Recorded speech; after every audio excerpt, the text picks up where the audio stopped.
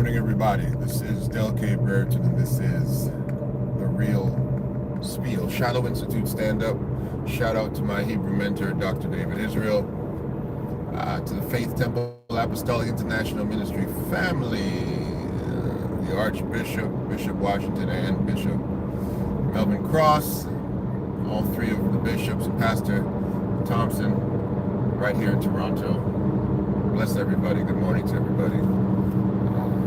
To Miss Jeanette, heard from you in a while. Miss Jeanette, well on. Have not seen Miss Jeanette in a minute. To all those who are the cyclopses that are in the building. What an epic predicament. An epic predicament. That's what I'm calling this. The epic predicament. The feud between Elon Musk and Donald Trump. Me personally, it's a setup. It's a setup. Say it again. It's a setup. It doesn't make sense, really. I'll break it down in little bitty pieces. That you spent $300 million on a man to get him into the White House. Obviously for your own futuristic agenda benefits. I can't say financial because I don't believe that guys who have that much money live on the money level. But SpaceX, in respect to Elon Musk, has desired to have this amazing space program in order to basically control the world, putting satellites in the sky that would allow his electric vehicles, that would allow his control of the World Wide Web, control of networks for cell phones. You won't ever have to deal with anybody but Elon Musk for all those things. His desire to do all that required a massive infusion of American financial might, and it had to be justified.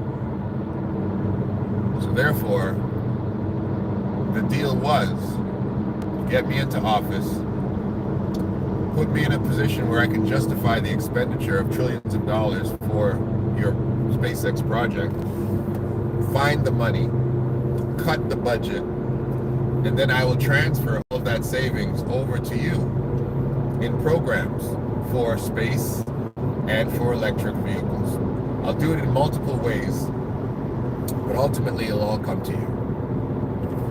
So the plan was set, the deal was struck, the money's transferred, the Trumpster was sitting in the White House, and then the true associate president shows up to let you guys know what's going to happen. Now, of course, nobody realized that the balancing factor is always the people. The people would respond, handing Musk a multi-billion-dollar loss to his net worth, to Tesla. His shareholders, of course, who he's beholden to, are saying, we need to cut your tether, cut your connection to this thing. I'm going to fire you as a CEO. You've got to take all these hits because we're bleeding here, bro. We're bleeding bad. He takes the hit and realizes it's not enough to simply say, well, I'm not really no longer connected. Because people always will see him as an individual in charge or with stake in Tesla. He has to go further. He has to now sever his relationship with Donald Trump in a very public way. He has to say, well, I'm going to leave Doge and head on back to doing my own thing. I'm taking my foot off the gas pedal, everybody. I'm not doing this no more. My hands are off. My hands are off the steering wheel. Watch, look at my hands. I'm disappearing. I'm gone. I'm not here anymore. Wasn't enough. Wasn't enough. People are still killing him. So now, he has to publicly roll back his support for Donald in a very public way. In a very public way, he has to start saying, hey man, I gotta save this company.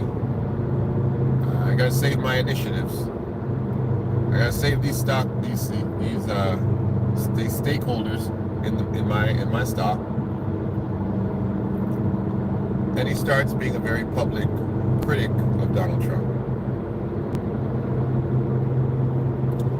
Trump now has to justify it and say, well, I'm very disappointed in Elon. He supported all these things, and I think it's because the EV subsidies are not happening, and I guess he's upset because of that, and he has to make all these excuses. And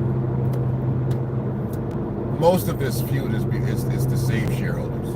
Most of this feud is to save the neck of shareholders, and the Tesla world requires him to have an open spat with his boyfriend in the White House. That's part of it.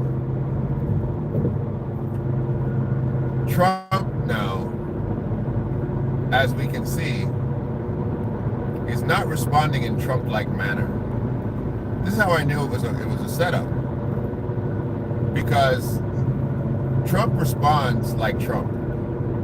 For him to stay quiet, for him to stay silent, it's a very weird thing.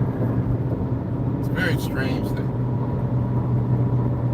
Now, that's one line. The other line is this very big statement of how Donald Trump is part of the Epstein situation. For those who don't know what that situation is, there's a rich man who had basically $1 billion pleasure island of underage young men and young women, and all of these individuals who of high renown, similar to a P. Diddy party, went to Epstein parties, and they have a list of all the guests, and Donald Trump was one of the members of the guests. So, Elon throws that into the ring,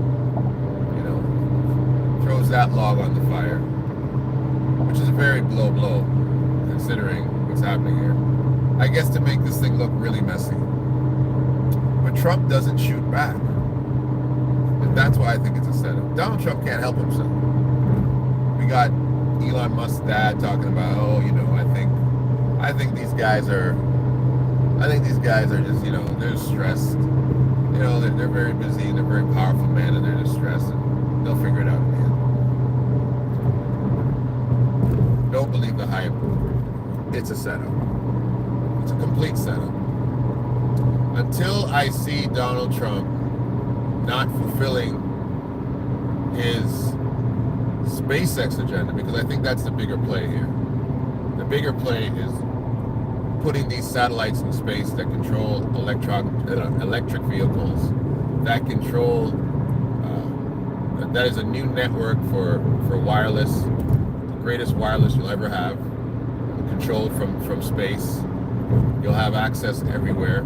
You'll never have a dead spot because it's controlled from space. If the technology could actually cause us to reach, or cause it to reach Earth in that way. But the concept is it's all controlled from space. So you can be in an airplane, your Wi-Fi is going to work. It's controlled from space. You're going to destabilize all these monopolies, the Bells, the Horizons, and the Teleses, and all these other massive telecommunication monopolies. In one day, their stock is worth nothing. In one day, because Elon controls space. A world changer. So I believe unless Trump is going to dismantle that play, this whole feud between the both of them, it's just for the media to talk about. It's just so people stop hating him enough to start buying Cybertrucks again. That ugly monstrosity, poorly formed,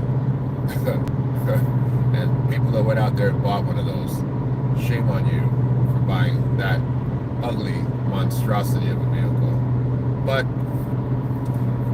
they got to sell them. People have put a lot of money into these things. Companies have invested a lot of money. They got to sell them.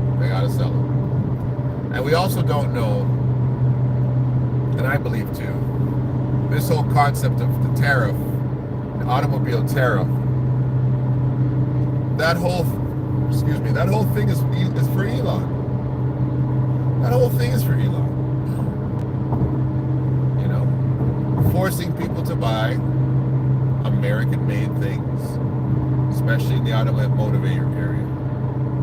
Everything Trump has been doing so far, which makes absolutely no sense on a macroeconomic level, makes sense on a micro level when it comes to Elon Musk. Again, the only thing that allegedly Trump is claiming that Elon is upset about is the EV subsidies that apparently were somewhere in the budget that were taken out by the new head of Doge. Don't believe the hype. We are in space, okay? Allegedly. Allegedly. All these things are allegedly. Because I don't consider this argument, I don't consider this so-called spat, I don't consider this feud noteworthy. Because Donald Trump doesn't sit there on his hands and let people attack him and not say something. So his quiet is suspicious. His lack of action is suspicious. It's very suspicious. So, and I really do believe that Elon, if he could, this is my third conspiracy theory. We know Elon wasn't born in America, which prevents him from running for president of the United States.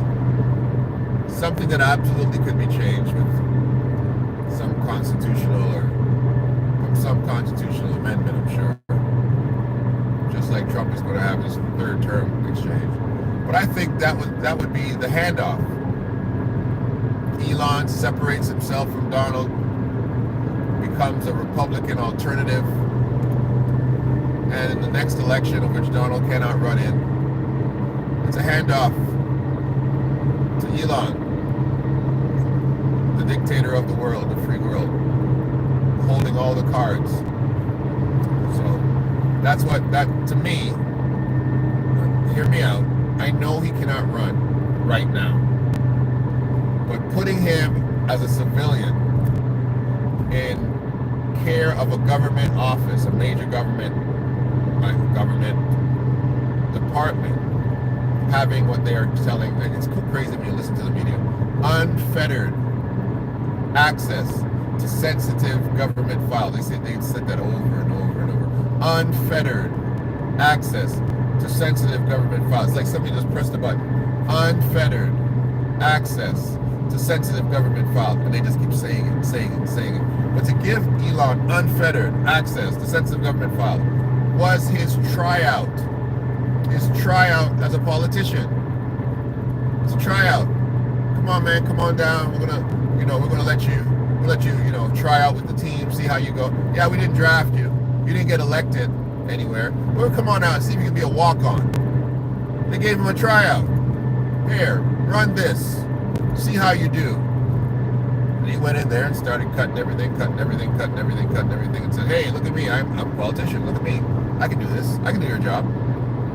So now the next time around, in 4 years, he can say, hey, listen, I'm Elon. I cut the fat, I help the economy, and I want to be your next president for the next 8 years. Running on the Republican ticket, which is the money ticket right now. The money ticket. The Dems don't know what the heck they're doing. Putting crazy people up the road. All right? Vance is pretty crazy though. The Dems don't know what they're doing. They're putting crazy people there. It's true. How dare they put a lawyer, a vice president, a black woman of high renown in a position to be a president? Are they crazy? Why on earth would they put an intellectual, well-liked, ambassador and vice president of the United States. Why would they try to make that person be the president? They don't know what they're doing. They don't. Democrats don't know what they're doing. What they need to do is they need to go and find a charismatic actor. What's wrong with them? You know, some off-the-cuff social media influencer, and run that person as the president. What do they think they're doing? Running an actual qualified person. They're crazy. Stop it. America doesn't need qualified people running the country. You need influencers. You need social media influencers. Those are the people who run the world. That's the problem the Democrats are making. That is the problem. Trying to use common sense in America? That doesn't work. Stop it. Stop it. You need Pete Davidson. That's what you need. That guy can bag a Kardashian, take her away from Kanye, of all people. If you can take her away from Kanye, you can run the world. Democrats you gotta think out of the box, baby. Hey, you gotta think out of the box. The Republicans know what they're doing. They find the biggest redneck pariahs in the nation, and they run those guys. They take those guys to Oklahoma and Ohio, take them to all those dirty towns, and say, hey, this guy's gonna clean up the place for you, and put a Mason-Dixie flag at the White House. That's the guy we're looking for. We want him. That's what they're doing. Come on. The Dems need somebody with personality. Yeah. They're doing running Camelot. Gotta be kidding me, running Camelot. That's why they ran Obama and they won. Obama has personality. Obama's out of the box. Camelot's not really out of the box. They kind of saw that already. Yeah, you guys did. You saw that. With Clinton, the first black woman to run for president. Forget about Shirley Chisholm. Hillary was the first real black woman to run. Come on, she had hot sauce in her purse. Come on. And her husband, Bill, you know, he was soul brother number one. Come on now. I think when Bill Clinton ran for president, I don't know if I have this one stat. Did the NAACP give him the Man of the Year or something? They gave him some kind of award.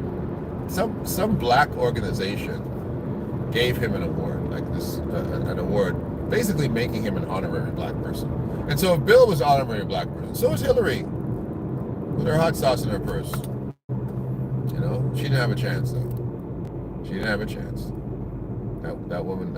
If you can't wear a nice dress and run for president, like forget about it. That's the problem that these girls are having, is they're running in pantsuits. You need to run in a nice dress, like a nice Marge Cleaver, you know, dress and some heels, and you'd be straight. You would do fantastic. You'd be wonderful. The Dems should be running Taylor Swift. I'll put my money behind her, boy. You run the Swiftie. The Swifties will make sure she's the president. Don't play with them. Don't play with them. Absolutely. The Dems don't know what they're doing. I'm sorry. You guys don't know what you're doing. Stop using intelligent people to be the president of the United States. Cut it out. Cut it out right now. It's not working for you. Yes, as I move on. This particular feud, to me, is a social media stunt. It's a stunt. And until I see the Donald get up on some platform, because now he can't even use Twitter. He doesn't want to use X. It's like, damn it, every time I talk on this thing, this guy makes money. If they're really feuding, if he's really feuding, he won't feud on Twitter, X. He won't feud there, because every time he feuds there, Elon's going to make money. If he's really upset with Elon, if you're really upset with somebody, right? If you're really upset with somebody, and you know every time you say something on their platform, they're going to make money. You're not going to say nothing. You'll be like, no, I'm not going to let that guy make money. I've got 10 million followers. They have 100,000 followers. I'm not going to say one word about them, because then people are going to go to their platform. My people are going to go over there, and I'm going to help them. Nope, I ain't talking. I'm not helping that platform. Maybe that's why he's not talking. Maybe he needs another platform to talk from. I don't know. But at the end of the day, until I see Donald really getting out there and saying, hey, this guy's going to regret it, I don't think it's a real feud. I don't know his name. I saw it really quick. But he had a fantastic idea. He says what Donald Trump should do is he should set an executive order and acquire SpaceX to make it, he should basically appropriate it into the government, take it completely away from Elon. Like, I don't know if you can do that with a private entity. But he mentioned something that I'm not privy to. But basically he said that, it was some kind of threat to American interests and they had to take it. And I was like, wow, that'd be a fantastic move. I would do that. That's a level of petty I would be on. I'm like, I'm just going to take your stuff. Same thing they're doing to Diddy. They say, I'm just going to take your stuff. I'm gonna charge you with something and take your stuff. I'm gonna create something and just take your stuff. Right? The whole Diddy move. Is basically, really? You have me on videos? You have me on videos, and you're gonna threaten me, bro? You don't know who I am, eh? I am going to start some type of racket, and the ultimate. I'm not even gonna put you in jail. I'm just gonna take all your stuff. I'm gonna take all your stuff, everything that you've ever made, every royalty, everything. I'm just gonna take it all. Yeah, you think so? You think you want to play with me? You really want to play that game? Watch and see. And that's what's happening to Diddy. Diddy threatened the wrong person with too much power, and they said, bro, I'm gonna take all of your stuff. Take all your stuff. It's gonna be mine. All right? It's gonna belong to the government. Anything you ever do in your life, anything you ever try to do, you sing a song, you dance on the stage, your behind is mine. That's what's happening to Diddy. So he pissed the wrong person off. Simply as that. Because a guy who's running a bunch of parties and inviting everybody can come. No. You don't arrest that guy. You give that guy a medal. Right? That sick, twisted fella. That's who the world wants. Hey, if Diddy gets off of this, you never know, Dems. You never know. If Puffy can shake these charges, he might be the guy you're looking for. I don't know. That's pushing it, maybe. I don't know. Anyway, it's Monday, man. It's Monday morning. There's a lot going on. I had a fantastic weekend. Went down to Faith Temple, gave out to Pastor McCullough his Bachelor of Religion, and to Miss Jeanette, your child, she get a Bachelor of Religion too. Everybody get a Bachelor of Religion. We weren't handing them out, but they earned it. Anyways, people, yeah, it's a fake beef. It's a fake beef. I agree 100%. The artist Sting is getting his royalties. I don't know that situation. Is he? I subscribed in 3 sentences. I love you, man. Thanks, bro. Listen, I'm out here just coming up with plans. But I need Tim Hortons. What time is it? Do I have time? Do I have time to fuel my brain with coffee that I don't drink? Listen, this is not rocket science. I'm gonna get out of here because I've said what I had to say. But this is not rocket science. And so all we need to do, everybody, you sit back and you watch the show, baby. You watch the show. I'm gonna get out my marshmallows and I'm going to watch this thing. This thing is an epic spat. You ever in closing, you ever have a fight that's going to take place in the schoolyard, and it's two big guys and they're talking smack to each other and they kind of were friends. They're like, yeah, I'm gonna kick your butt after school. I'm gonna kick your butt after school. I'm gonna kick your butt after school. But in reality, both of them can't really fight. They can't fight. They're big guys. A lot of big guys can't fight. I'm not one of them. But there's a lot of big. I remember one time, Alonzo Mourning, somebody threw a punch at Alonzo Mourning. Right? Alonzo Mourning's a big 6'10" guy. He used to play with Georgetown, then he played with the Heat, then he played with Charlotte, or the Charlotte with the Heat, I don't know. And somebody threw a punch at Alonzo, and Alonzo went like this. I was like, oh my gosh, Alonzo. He tried to throw the punch back, fell out, twisted himself, fell to the ground. I was like, Alonzo, man, duck and move, baby. Come on. That's these two guys. These two guys they don't know how to fight properly because they're privileged little brats. They're like, they're like kids from private school saying, I'm gonna fight with you. And they're waiting for their friends to break it up. They're waiting. Don't make me fight this guy. This guy, I don't want to fight. I don't want to fight either. Okay, well, just stop talking crazy about me. Well, you stop talking crazy about me. Okay. These two knuckleheads can't fight. They don't even fight good. They don't even argue good. They're just throwing out accusations. Well, he's on the Epstein files. He's on the Epstein files. Everybody's on the Epstein files. Just like everybody went to a Diddy party.